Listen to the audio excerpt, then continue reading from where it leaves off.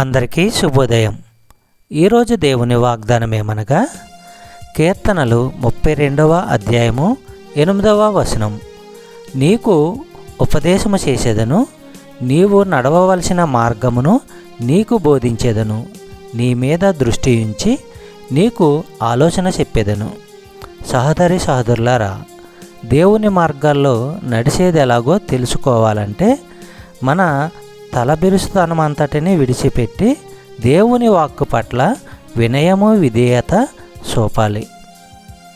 సామెతల గ్రంథము 3వ అధ్యాయము 5-6 వచనములు మనము పరిశీలించినట్లయితే, నీ స్వబుద్ధిని ఆధారము చేసుకొనక నీ పూర్ణ హృదయంతో యెహోవా యందు నమ్మకముంచుము, నీ ప్రవర్తన అంతటి యందు ఆయన అధికారమునకు ఒప్పుకొనుము, అప్పుడు ఆయన నీ త్రోవలను సరళము చేయును.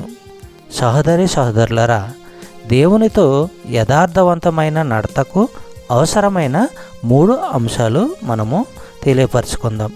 1, ఆయనపై హృదయపూర్వకమైన నమ్మకము. స్వంత తెలివితేటలపై వైరాగ్యము.